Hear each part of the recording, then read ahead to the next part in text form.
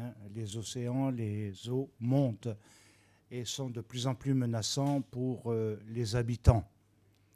Donc, voilà, nous voulons avoir vraiment une pensée aussi pour eux, afin que l'Éternel les protège.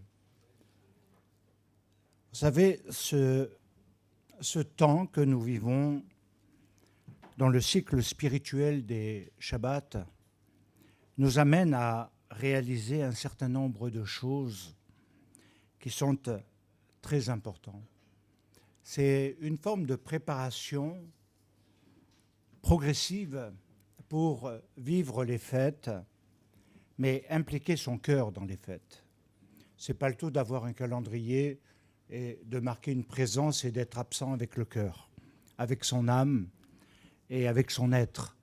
Il faut orienter notre cœur et notre être vers ce à quoi l'Éternel nous a destinés et par rapport à tout ce qu'il a préparé par avance. Nous savons que nous sommes dans des temps prophétiques aussi, douloureux, qui sont liés au temps du Hevlé Mashiach, des temps pré-messianiques, où nous voyons vraiment des bouleversements à tous les niveaux, au niveau économique, au niveau politique, mondial. Ce n'est pas que local maintenant, mais ça touche véritablement une grande partie du monde. Et on a l'impression que quelque chose ne tourne plus très rond, hein. Enfin, il faut tourner carré maintenant. Ce serait peut-être la solution. Vous êtes là? Ah bon? Ah oui, oui, oui. Et je crois que il nous faut avancer dans ces périodes. Donc notre étude, elle va porter vers une particularité de la Torah en rapport avec la paracha. Et le titre, c'est Shabbat Nachamu. On est dans le Shabbat Nachamu. Et j'ai beaucoup apprécié que le Shema, qui fait partie de la paracha de cette semaine, ainsi que le passage du prophète Ésaïe, Nachamu, Nachamu, Amé, consolez, consolez mon peuple, ait été chanté. Et donc, car il est aussi quelque chose de prophétique et de très particulier quand on l'analyse. Alors, il est vrai qu'on va y aller progressivement et à un moment donné, on va entrer dans et percer un mystère et entrer dans le décortiquage de ce qui est étrange. Alors, il nous est dit, non seulement dans la paracha, pour situer le contexte, que Moshe, en réalité, est arrivé à proximité de la terre d'Israël que l'Éternel a donnée aux enfants d'Israël. Ça, c'était la promesse. Et on peut dire qu'il était vraiment tout près du but, mais il sait une chose, c'est que l'Éternel lui en a interdit l'accès. Ça peut nous paraître relativement étrange que l'Éternel n'accorde pas l'accès à Moshe après tout ce qu'il a fait. Et une chose qui demeure quand même malgré tout étrange, c'est que malgré le fait qu'il sait qu'il n'a pas le droit d'accès, et je crois qu'on peut dire ainsi que l'Éternel avait véritablement, clairement dit qu'il ne changerait pas d'avis. Ce qui est étrange, c'est que Moshe va prier pour entrer. Il continue de prier pour tenter d'infléchir le jugement de l'Éternel. Et c'est ce qui a donné cette paracha Vaïtanan. Et il est dit, Vaïtanan, El Hashem Baet Aïv les morts. En ce même temps aussi, je demandais grâce à l'Éternel. Ce qui est étrange, c'est que l'Éternel a accordé beaucoup de choses à Moshe, beaucoup d'exaucements. On peut se rappeler le veau d'or qui a donné lieu à la fête de Yom Kippour. On peut se rappeler les nombreuses interventions de l'Éternel pour agir parmi le peuple. Et Moshe a souvent prié pour le peuple. Il a souvent demandé à l'Éternel d'intervenir et de ne pas détruire le peuple. Et là, ce qui est étrange, c'est que tout à coup, Moshe demande grâce à l'Éternel et l'Éternel ne l'écoute pas, n'exauce pas. C'est quand même étrange. L'Éternel aurait pu changer d'avis, façon de parler, mais absolument pas. Alors c'est très important de comprendre qu'il y a des moments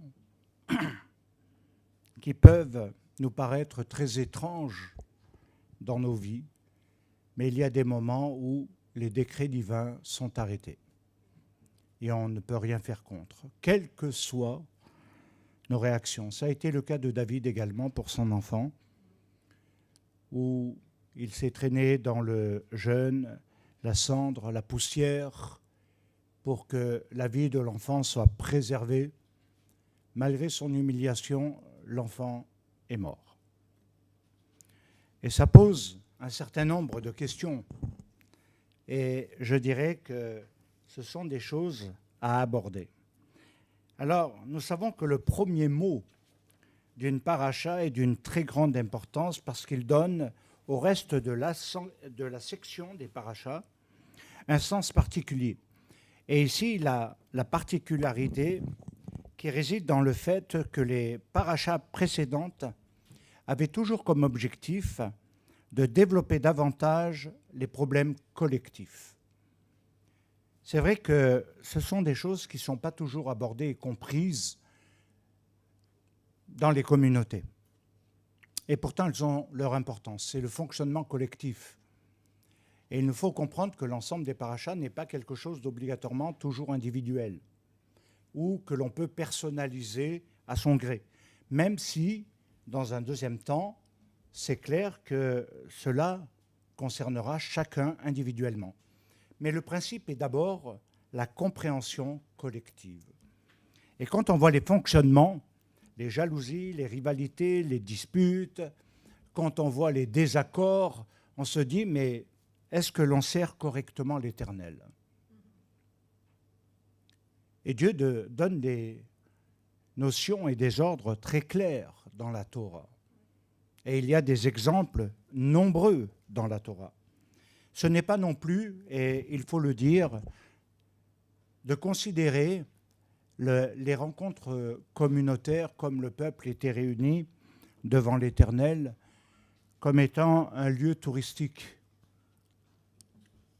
Et je crois que c'est servir la sainteté divine qui doit davantage nous toucher et nous orienter. Alors la particularité maintenant, c'est que nous avons ici, le texte saisit une intonation nouvelle. Parce que cette paracha, elle nous saisit de manière individuelle. Elle n'est plus collective. Comme dans les autres parachas, elle est individuelle. C'est-à-dire que chacun doit se sentir concerné et s'impliquer. Ce qui est peut-être le plus difficile pour beaucoup, c'est de ne pas rester en dehors, mais de rentrer dedans. De rentrer dans la pensée, de rentrer dans le texte, de rentrer avec son cœur, avec son âme, de s'imprégner et de fonctionner en fonction. Il est clair que c'est plus aisé de rester intellectuel ou plus aisé de rester dans la critique ou dans la passivité la plus totale à cause d'un aspect peut-être religieux qui empêche d'aller beaucoup plus loin. Il nous est véritablement demandé de prendre au sérieux l'Éternel et le respect de sa sainteté. Et c'est ce que nous allons, non pas développer, mais orienter pour la compréhension, car avec le terme « Vaetanan », Moshe prie. Alors pourquoi il veut annuler le décret qui est sur lui et traverser le Jourdain ? Il nous faut comprendre qu'il a voué toute sa vie à ça et il ne peut pas entrer. Et pourtant, l'origine, il nous faut la découvrir. Et il faut également, si je peux me permettre de rajouter, découvrir l'origine de certaines choses qui en nous peuvent être sanctionnées, dans notre inconscient. Parce qu'il y a des choses que nous faisons où nous pensons que ce n'est pas grave, qu'il n'y a pas de conséquences, qu'il n'y a pas d'importance, que tout va bien.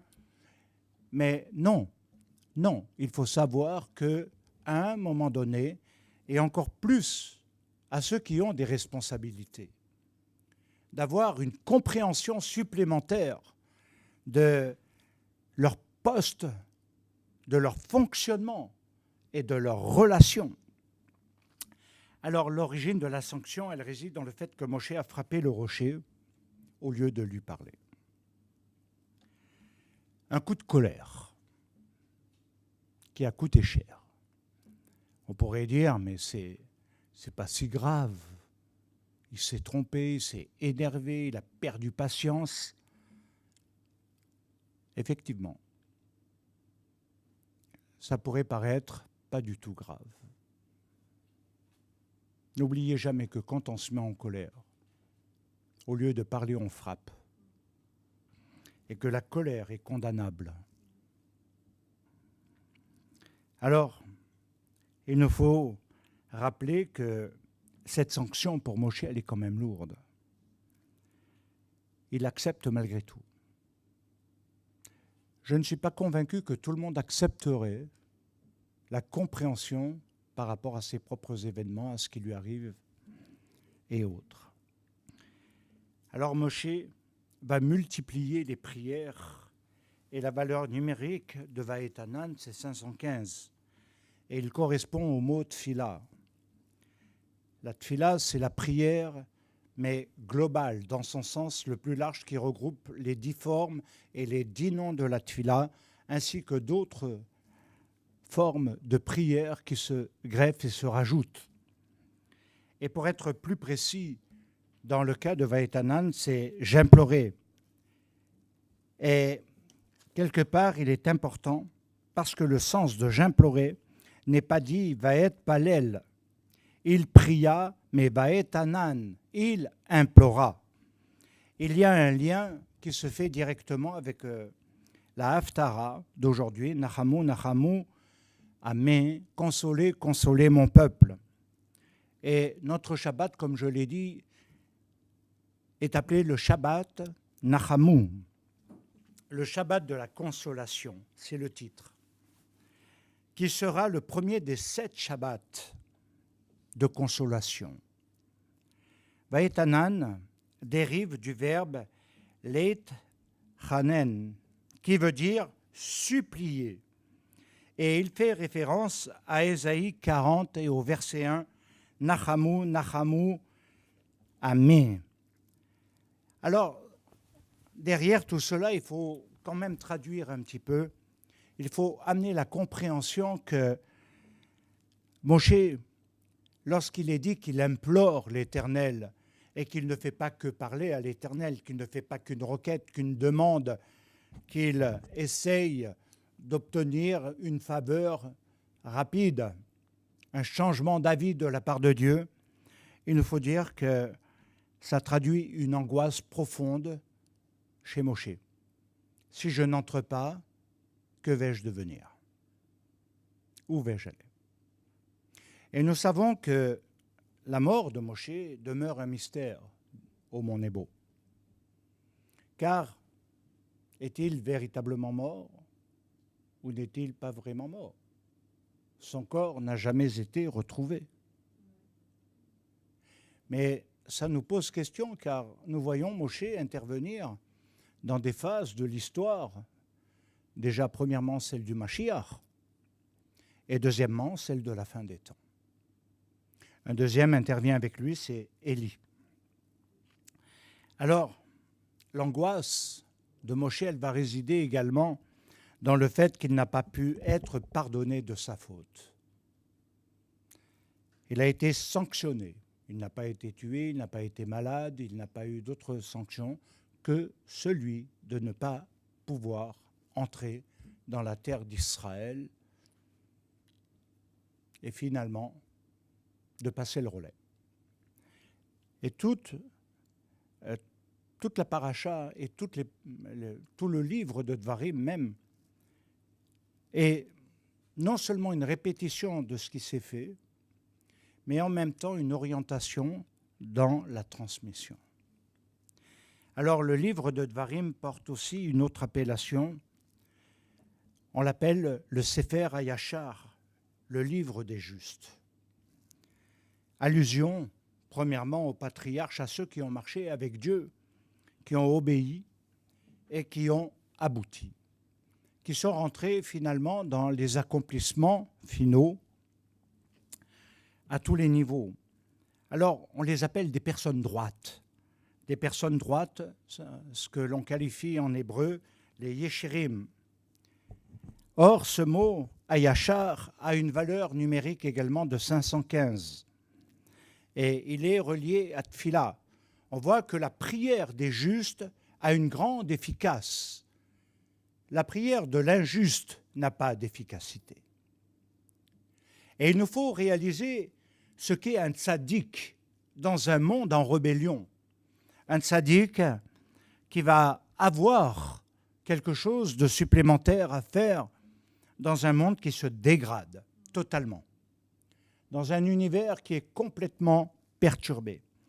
Et il nous faut dire que, à partir de maintenant, la notion de tfila, elle va permettre à l'homme de se retrouver lui-même. La tfila, c'est aussi un retour sur soi. La tfila, c'est aussi un examen de soi.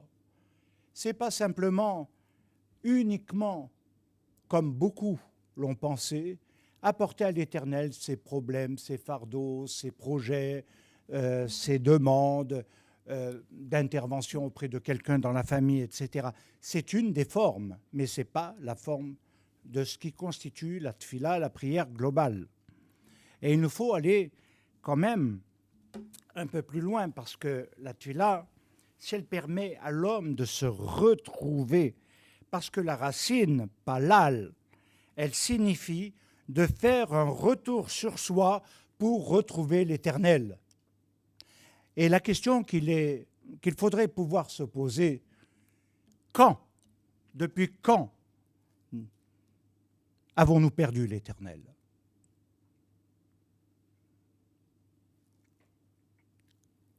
Sommes-nous vraiment dans le chemin ? Il nous faut retrouver l'Éternel, c'est-à-dire celui qui a façonné l'âme, qui a donné le souffle de vie. Alors il y a un point fondamental à relever. Il ne suffit pas à l'homme de faire ce qui lui semble juste. Écoutez bien, parce que la philosophie moderne nous amène un peu à ce raisonnement. Il faut que cela soit juste aux yeux de Dieu. Et ça ne paraît pas grand-chose. Souvent, on fait ce qui est juste à nos propres yeux. Et on a le sentiment que ce que l'on fait est bien et qu'on ne va pas le remettre en question et qu'on ne permettra pas à quiconque de le remettre en question parce qu'on pense que c'est juste et que c'est bien et que ça va plaire à l'Éternel. Or, la question qu'il faut se poser, ce n'est pas la manière dont moi je le conçois, mais est-ce que c'est juste aux yeux de Dieu ? Et est-ce que Dieu le voit comme étant juste ? Que ce soit un projet, que ce soit quoi que ce soit d'autre, il faut toujours amener cette dimension. Comme il est dit, si tu fais ce qui est bien et droit aux yeux de l'Éternel, il te le rendra en bien. Vous savez, on n'a pas le temps de le décortiquer, mais il est un secret. Ce verset contient un secret profond, la réussite. Il y a tellement de choses qui échouent. Il y a tellement de choses qui n'aboutissent pas. Des idées, ce n'est pas ça qui manque. Des formes cultuelles et autres, ce n'est pas ça qui manque. mais quelque chose qui réussit réellement à ouvrir le futur, qui réussit à planifier un futur, à développer une histoire différente, quelque chose qui ne soit pas simplement un peu comme Moshe, que l'attente de la mort. Mais à un moment donné, il faut vraiment se poser cette question. L'Éternel le rendra en bien. Le chemin des justes fait partie de toute l'éthique d'Israël et juive. Elle est quelque chose où on redresse notre âme par rapport à ces tendances à bifurquer et à s'égarer dans beaucoup de domaines. Il est important de redresser notre âme dans ces temps pour arriver à Rosh Hashanah et entrer dans quelque chose qui va donner à nos jours un sens nouveau, une valeur nouvelle. Beaucoup de choses ne se produisent pas ou n'aboutissent pas parce que le cœur n'est pas entier réellement dans les temps de préparation. On le sait, les gens agissent plus par culpabilité que par conviction. Et il faut redresser quelque chose. Il faut marcher par conviction et non par culpabilité. Et l'Éternel le rendra en bien. Parce que l'Éternel aime ce qui est bien et droit. Je ne sais pas si vous avez remarqué, mais aujourd'hui, trouver quelqu'un de droit devient rare. Tout est sinueux, par oui-dire, sous-entendu. Et on ne retrouve plus l'âme des tzadikim, l'âme d'un juste, l'âme de quelqu'un qui va véritablement marcher dans les voies de l'Éternel. Alors c'est pourquoi nous devons comprendre le verset d'Isaïe où il est dit « Nachamu » 2 fois « Ami ». Il dit « mon peuple ». Il dit « mon peuple ». Cela signifie que ceux qui marchent et accomplissent la volonté divine sont appelés son peuple. Alors que lorsqu'ils ne font pas sa volonté, lorsque le peuple ne fait pas la volonté de Dieu, il est dit ton peuple.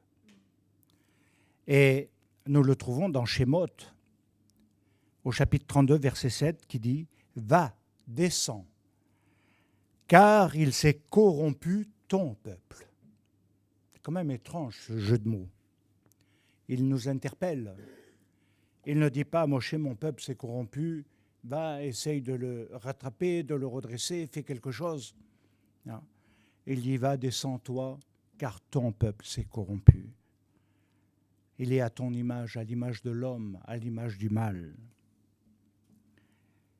Le peuple que tu as fait, toi, monter d'Égypte. Et il y a un petit truc qu'on pourrait dire de l'hébreu, Dieu s'est mis en retrait de son peuple. Dieu s'est retiré, en donnant la responsabilité à Moshe de ce peuple. Cela voulait dire et signifier qu'il ne pouvait plus être son peuple dans ces conditions-là. Et donc, à partir de là, ça pouvait avoir des conséquences. D'ailleurs, quand Moshe est descendu, l'Éternel voulait détruire le peuple. Et c'est là que Moshe va intervenir en priant, non pour lui-même, mais pour que l'Éternel fasse grâce au peuple et qu'il ne le détruise pas. Alors la particularité de Vaetanan, c'est que ça va nous amener dans le dévoilement d'un retour futur à l'être véritable. Et tout ceci nous amène dans la profondeur de Adam lors de la création. Il nous faut un retour à l'être véritable, car le nom de Adam dérive de Domé, ce qui veut dire semblable à l'image de Dieu. Semblable. Et c'est clair que nous pourrions dire les images brisées, les images floues, les images déformées et nos reflets, sommes-nous vraiment à la ressemblance ou sommes-nous véritablement dans ce reflet de la lumière divine qui doit révéler l'Éternel. Très souvent, que révélons-nous? Alors ce n'est pas un reproche, mais il y a une question à se poser. Il ne suffit pas de s'illusionner sur sa foi, sur ce que l'on est, pour penser que l'on est. Mais il y a quelque chose où nous devons comprendre que, à partir de là maintenant, être semblable, car c'est le terme de Domée, devenir semblable, c'est sortir de soi. C'est revenir à quelque chose où on a été créé en lui. Et vous verrez la profondeur. C'est pourquoi cette paracha, elle est la 45e dans tout le cycle des parachas en position de la Torah. Et le chiffre 45 est la valeur numérique de Adam. Et c'est pourquoi Vaetanan et Adam nous amènent à quelque chose où il y a eu l'homme créé selon l'image de Dieu et dans sa ressemblance. Et qu'il n'a pas été créé pour être à une autre image. Et l'idolâtrie n'est rien d'autre que la projection de soi sur des choses où avec la pensée qui se fixe dessus et s'identifie à ce qu'il voit, à ce qu'il souhaite, à ce qu'il désire. Et il sort. Or, nous devons avoir quelque chose qui reflète l'image de Dieu. Quelque chose d'extraordinaire. C'est la valeur numérique de Adam, l'être vrai tel qu'on l'appelle dans la Torah et l'enseignement d'Israël. La racine de Domée, elle nous enseigne ce qui est aux Zorot Gdolim, c'est-à-dire les 10 grandes lumières, les lumières grandes si vous préférez. Et elles définissent quand même les 10 qualités essentielles dans la création de l'homme, que l'on appelle aussi les midot, qui sont les traits de caractère. Alors tout le monde, et je sais que nous sommes dans un temps d'une ère nouvelle, un peu spéciale, où on est comme on est. Hein. Bon ou mauvais caractère, c'est pas grave, n'est-ce pas? Hein? Ils ne répondent pas. Hein?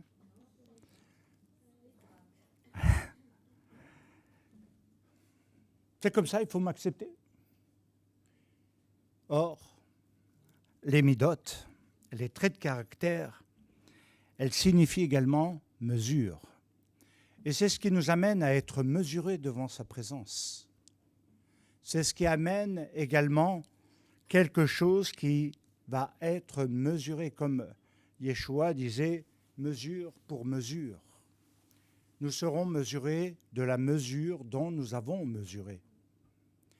Et je crois qu'il est très important de réaliser que nous devons combattre nos mauvais traits de caractère pour obtenir une image qui ressemble à l'être divin, à Yeshua Mashiach, comme on va le voir.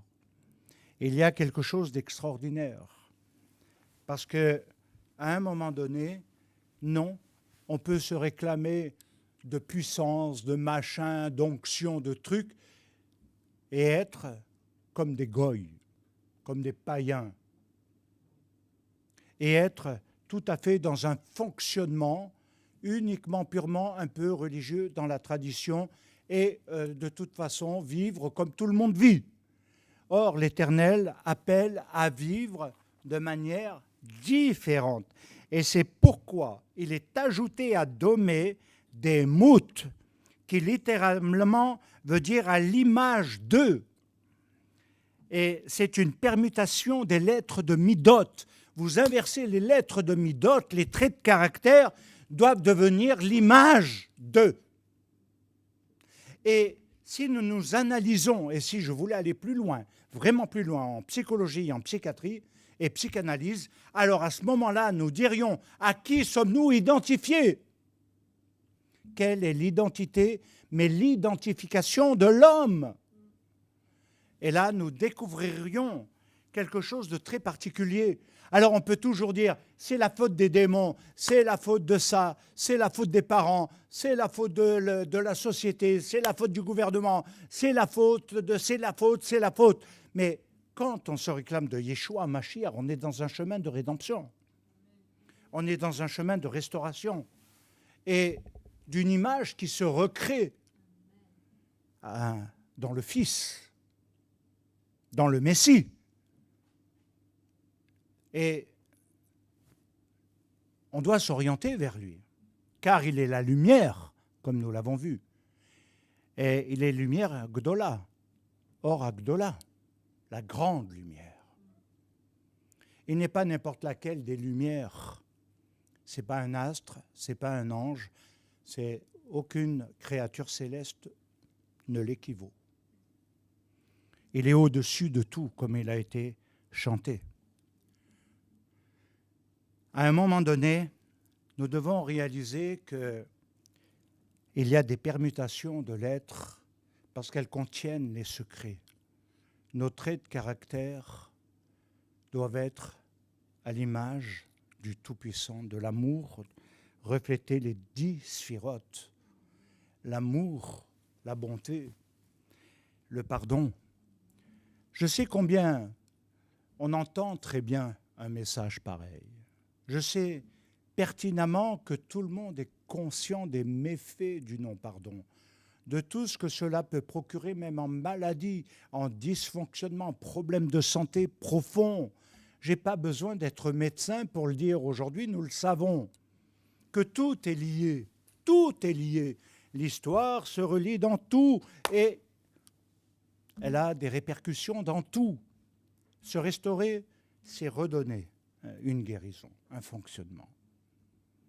Et je crois qu'il y a quelque chose à retenir, c'est le chiffre 45 qui a donné le nom de Adam dans Elémidot, parallèlement Demout, c'est 450. Alors il y a une multiplication de 45. 45 fois 10 par rapport aux 10 sphirotes, par rapport aux 10 attributs divins qui pénètrent le monde, doit nous sensibiliser parce qu'il y a une multiplication par 10 et c'est ce qui va donner la totale illumination.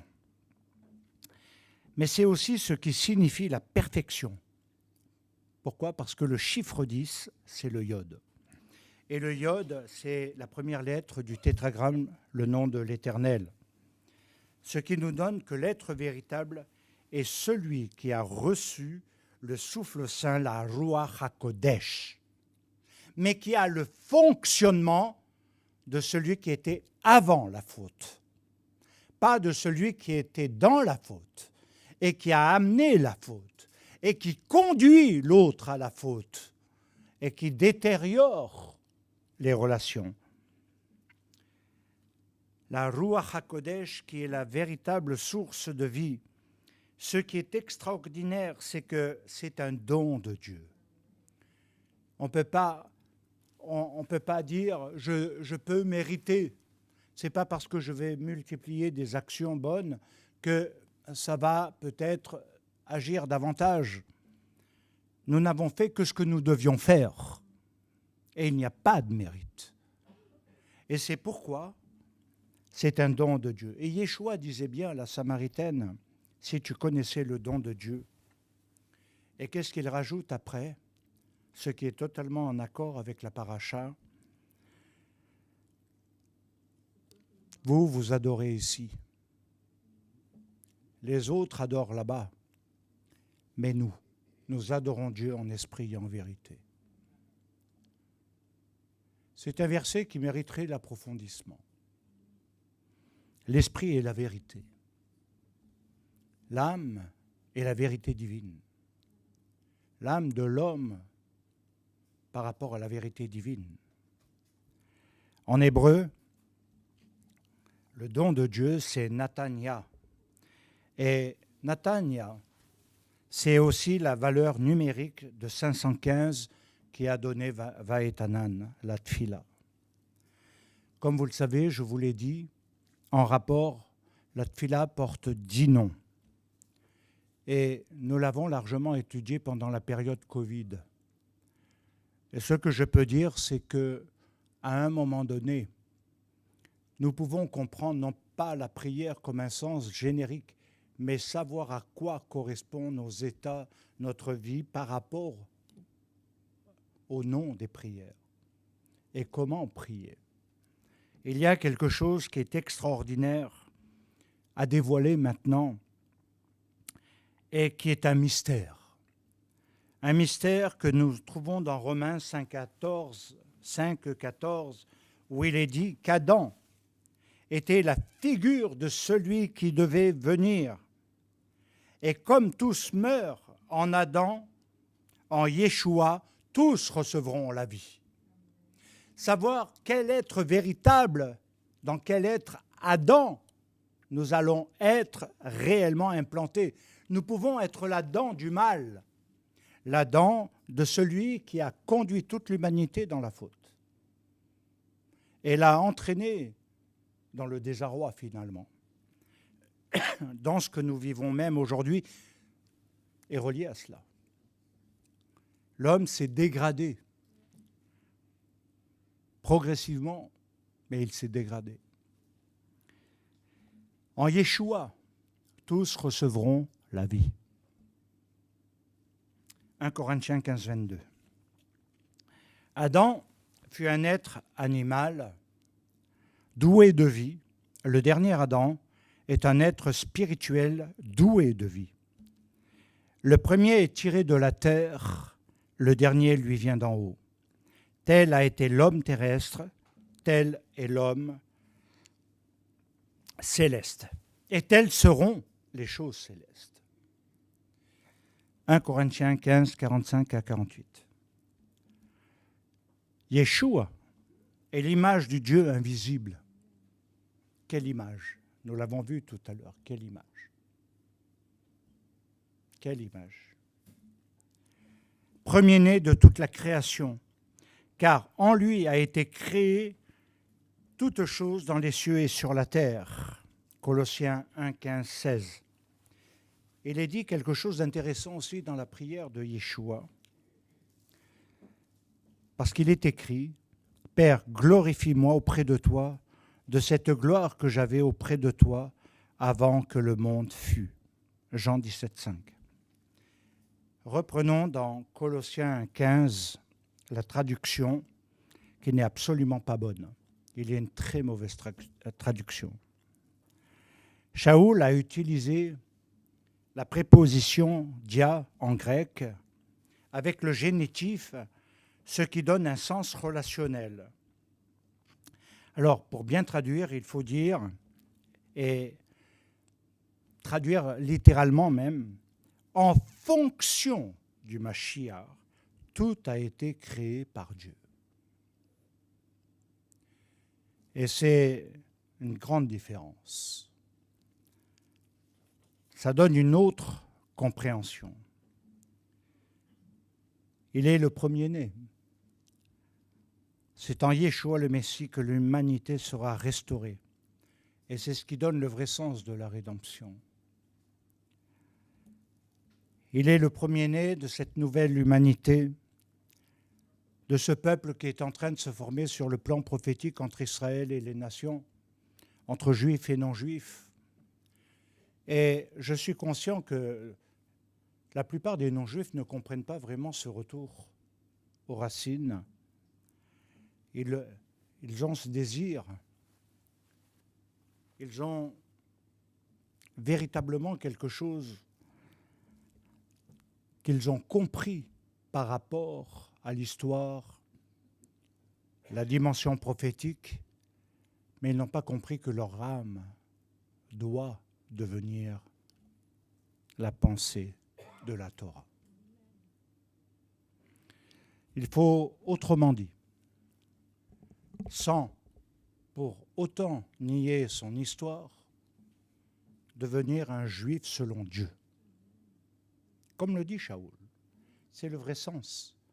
Abandonner un certain sens des mauvaises pensées en mettant toujours en comparaison, comme je l'ai dit à un pasteur et un théologien à la fois, à un moment donné, j'ai dit le fait que vous commenciez à l'an 0, à la naissance de Yeshua, et dans un deuxième temps, ce que vous appelez la naissance de l'Église, vous n'avez pas d'histoire en arrière-plan, vous. Parce que vous avez tout modifié à partir de là. Or, la Bible est un tout. Le plan divin est un tout. Et il nous a été dit et rappelé également ce matin, autant par les chants que par le reste, que notre âme doit fonctionner selon les commandements divins et pas seulement selon des doctrines imposées, définissant et t'obligeant à croire ce que tu dois croire, autrement tu es éliminé. Il est temps de retrouver une âme de la Torah, parce que c'est dans la Torah que va se refléter le Messie, dans toutes les lettres, dans tous les écrits. Et il sera présent en tant que juif, en tant que Messie royal d'Israël, lors de l'avènement à Jérusalem. Il ne sera pas grec, il ne sera pas chrétien, il sera le rabbin, Yeshua, il sera réellement le Rav d'Israël. Il faut le comprendre, l'admettre.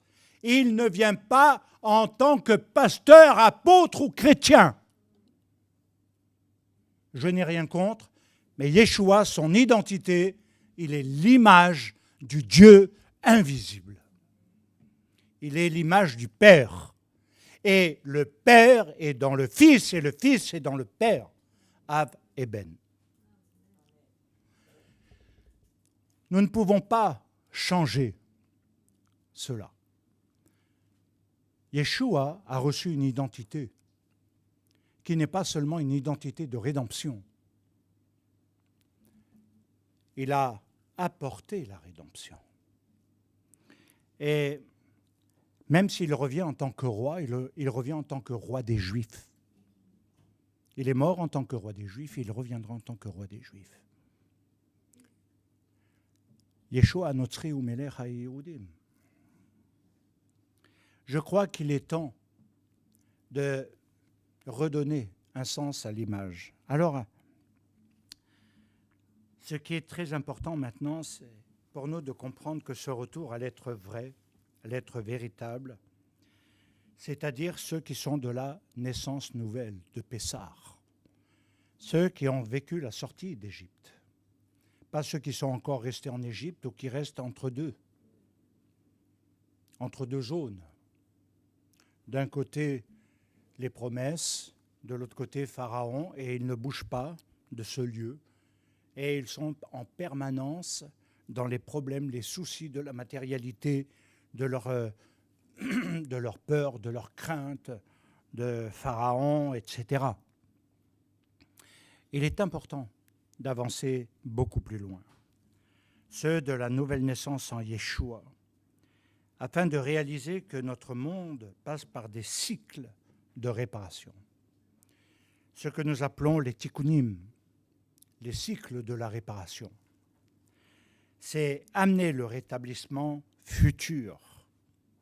Et il nous faut aujourd'hui peut-être réparer les dégâts d'hier, les dégâts des pères, les dégâts des aconymes, les dégâts de ceux qui ont posé des mauvaises pierres et les dégâts causés par le lachonara, par la langue, les dégâts qui ont été causés par toutes sortes de dissensions, de disputes, de paroles mauvaises, de malédictions ou de mépris du frère. Je crois qu'à un moment donné, il faut enlever l'illusion qu'on est bien. Mais est-ce qu'on est juste aux yeux de Dieu? Et est-ce que Dieu l'approuverait? Et je pense qu'il y a un travail extraordinaire. Pour conclure, je vais dire ceci. ce qu'Israël enseigne réellement repose sur 3 fondements. Le temps, l'espace, la matière. Et il est en rapport avec notre paracha lié au mois de Av, Aleph Bet. Pour la compréhension, le temps contient le passé, le présent et le futur. Lorsque nous essayons de dissocier, cela veut dire que je vis soit dans ce qui a été et je ne changerai pas, c'est-à-dire qu'un futur sera non visible. Et toute transformation du mal qui a eu lieu restera, amplifiera, parce qu'il n'y aura pas de réparation pour le futur. Dans mon présent, dans mon temps d'aujourd'hui. Et il faut se rappeler que Hadassah, Mordechai lui a dit une chose, qui sait si ce n'est pas pour un temps comme celui-ci que tu as été appelé. Aujourd'hui, il est plus facile de trouver des destructeurs que des constructeurs, que des bâtisseurs.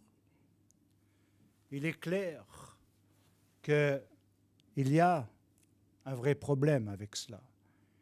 Je dis aussi, ceux qui restent constamment sur les images du passé ne créent pas l'image du futur.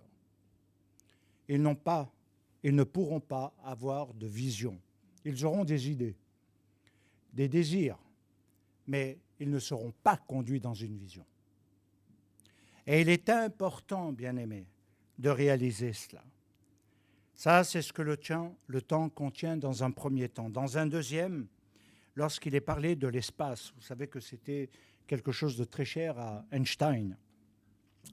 Mais qu'est-ce que l'espace? C'est la longueur, la largeur et la hauteur. Et il nous est dit que ni la mort, ni les hauteurs, ni les profondeurs ne nous sépareront de l'amour du Messie. Mais pour que cela soit vrai, il faut que votre lien d'amour à lui soit vrai. Et qu'il soit réel, et que ce n'est pas simplement une religion, une puissance que vous évoquez, un être qui est toujours en train de vouloir guérir tout le monde, bénir tout le monde, et non, il faut sortir de cela. Quel est le plan de Mashiach? Et qu'est-ce que Yeshua Mashiach nous a demandé? De nous aimer les uns les autres. Vous trouvez que c'est facile, ça? Aïe, aïe, aïe, aïe, aïe. Des fois, j'ai envie de mettre des coups de boule à droite et à gauche.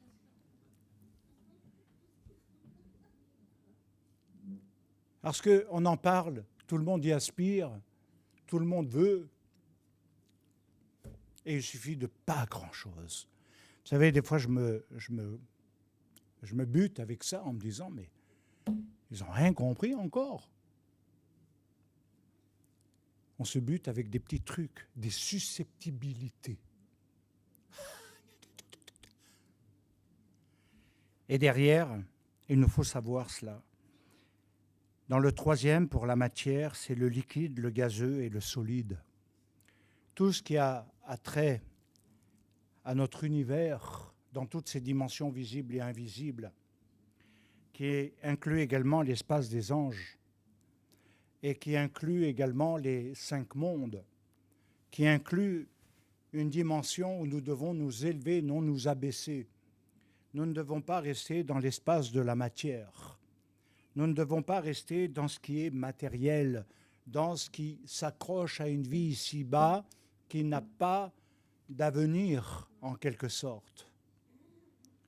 Mais il nous faut réaliser que notre âme doit dépasser les mondes et sortir de ces différents mondes pour obtenir Yechida, quelque chose de vie, de résurrection et de vie. Quelque chose qui n'est pas simplement la vie courante, pas quelque chose qui est simplement une vie matérielle, mais qui nous donne la puissance de vie. Et derrière, c'est ce qui lie la présence de Dieu dans toutes les dimensions dans le Mashiach, qui sera dans son règne un nouveau cycle de vie. Ça créera des surprises à beaucoup. d'être dans une terre juive, à Jérusalem, faisant ce que nous faisons, dans la présence du Messie. Et je sais qu'il y en a, ils ont du mal avec ça, ils ne veulent pas. Mais on n'oblige personne, on suit la restauration que le Messie opère entre juifs et non-juifs aujourd'hui. Et si ça ne convient pas, ils n'ont qu'à aller voir ailleurs. Peut-être qu'ils se feront plus de bien là-bas, peut-être qu'ils s'épanouiront mieux. C'est une réflexion à avoir, il faut choisir.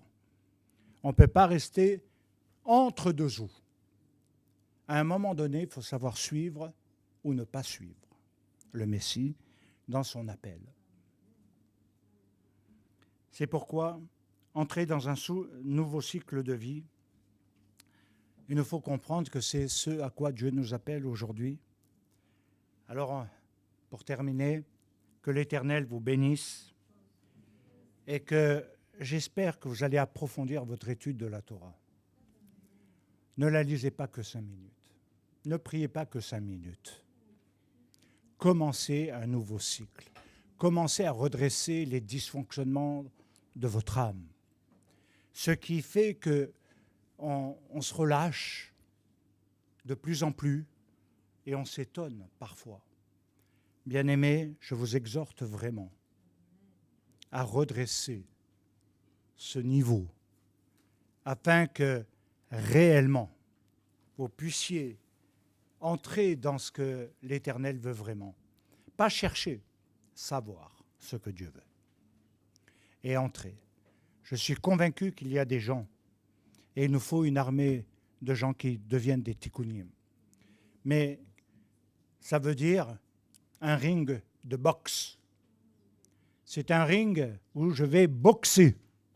La susceptibilité, pas le mec, mais la susceptibilité, le mal, l'arracher. Parce qu'on justifie trop ce que l'on est dans son mal et on entre dans les accusations et là il faut une nouvelle génération de tzadikim. Une génération de tzadikim, il nous faut la créer maintenant. Elle est importante dans le temps qui vient. Que Dieu vous bénisse. Toda Rabba, Shabbat Shalom. Merci à tous ceux qui nous ont suivis, qui se sont connectés. Que l'Éternel vous